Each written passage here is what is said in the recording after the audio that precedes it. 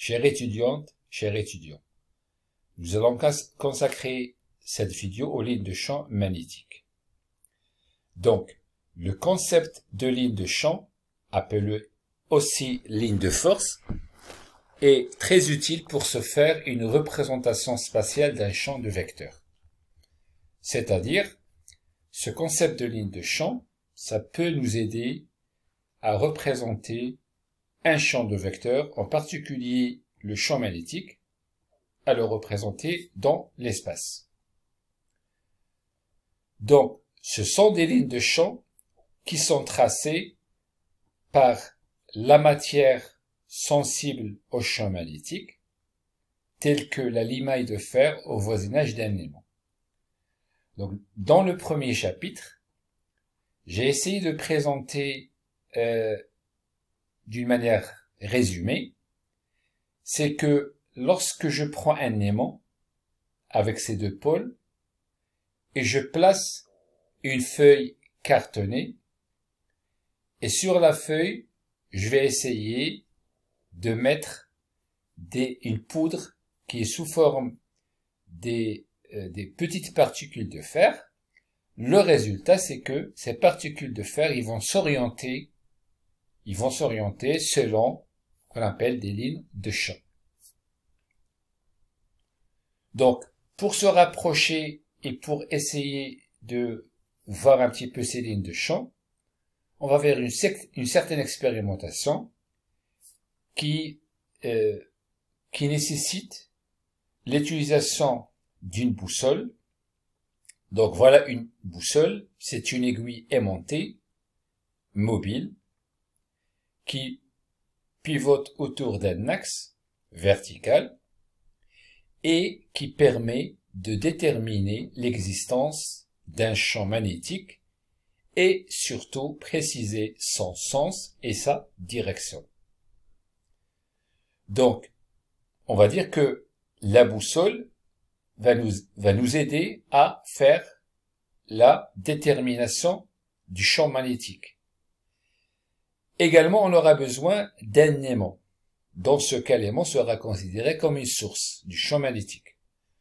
Donc, un aimant, on va dire c'est la source naturelle du champ magnétique et qui permet d'attirer des particules comme le fer, comme le nickel, comme certains alliages qui constituent ce qu'on appelle des mélanges entre le fer et l'acier. Et ces alliages, on les appelle des corps ferromagnétiques. Donc, la particularité de ces corps ferromagnétiques, c'est qu'ils sont capables de conserver le champ magnétique et de se comporter par la suite comme des sources de champ magnétique, mais avec, on va dire, une source qui ne va pas durer trop dans le temps. Donc, voilà l'aimant avec ses deux pôles, le pôle sud, le pôle nord. Donc, on va essayer de commencer l'expérimentation. Donc, je place un aimant et je considère des points de l'espace. Je commence par le premier point où je vais placer une aiguille aimantée. Bon, l'aiguille aimantée va s'orienter.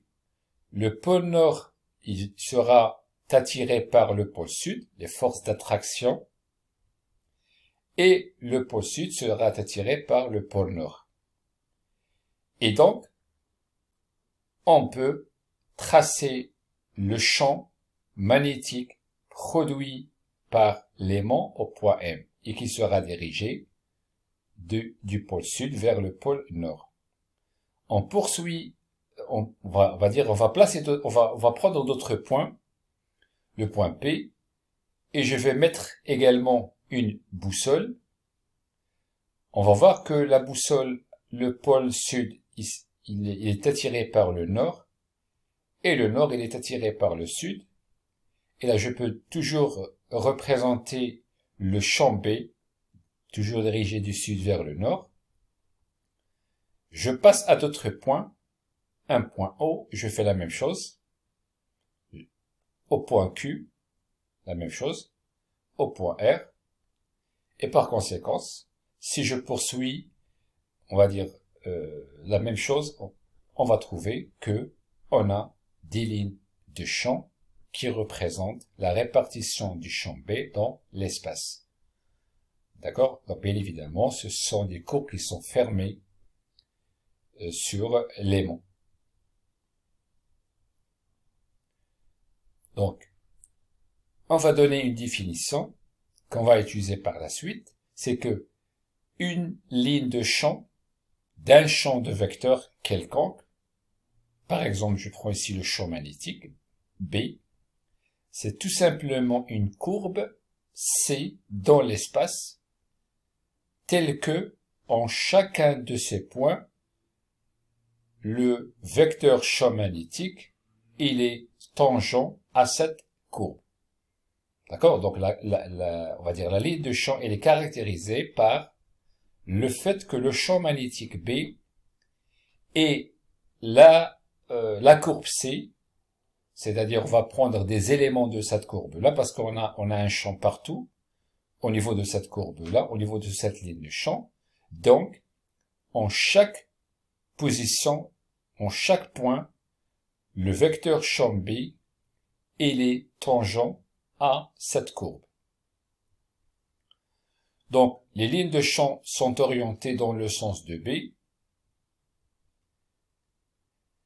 Et donc, si on considère un déplacement élémentaire le long d'une ligne de champ magnétique, donc, le fait que le champ magnétique soit en tout point de C parallèle à D de L, on peut traduire ceci par une équation mathématique, c'est le vecteur B et D de L, ils sont parallèles, et donc, mathématiquement, deux vecteurs qui sont parallèles, leur produit vectoriel, il est nul. Donc, si je prends cette équation et j'essaie de voir comment elle est traduite en coordonnées cartésiennes, donc D de L, c'est un élément de longueur qui contient ou qui a des composantes D de X, D de Y, D de Z.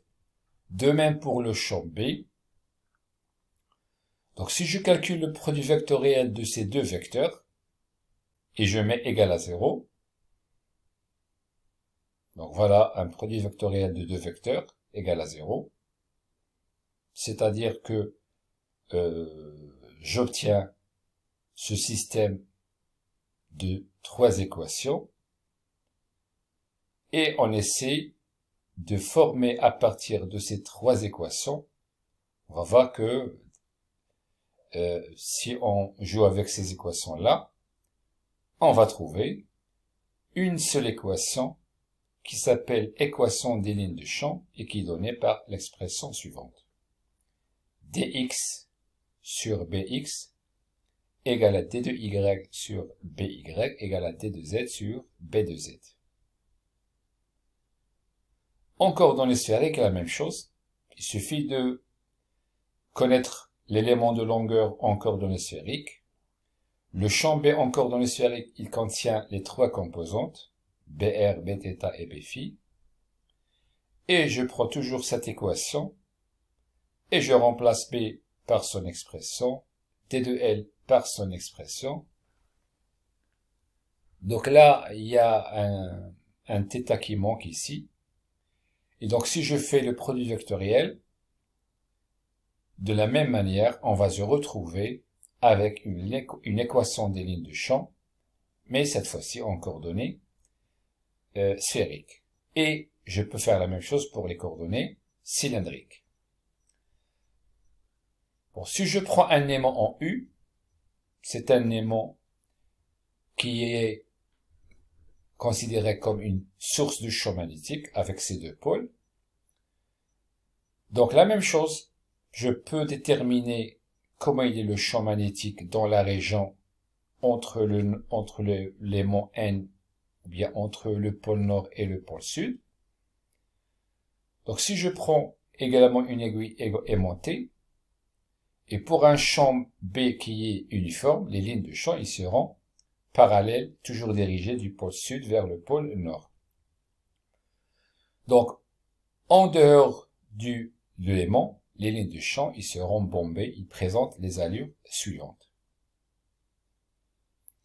Si je prends le cas d'une tige ou d'un conducteur métallique traversé par un courant stationnaire, le même raisonnement, je vais essayer de placer une aiguille aimantée en un point M, d'accord?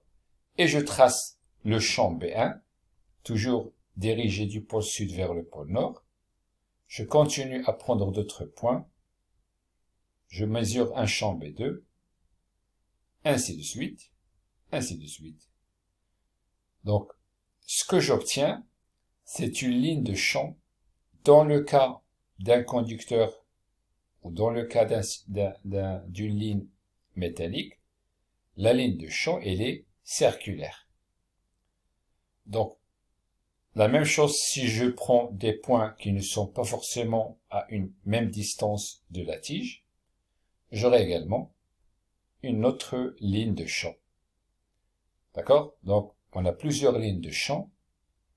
Tout dépend de la distance qui sépare entre le point étudié et la tige ou bien le conducteur. Et merci pour votre attention.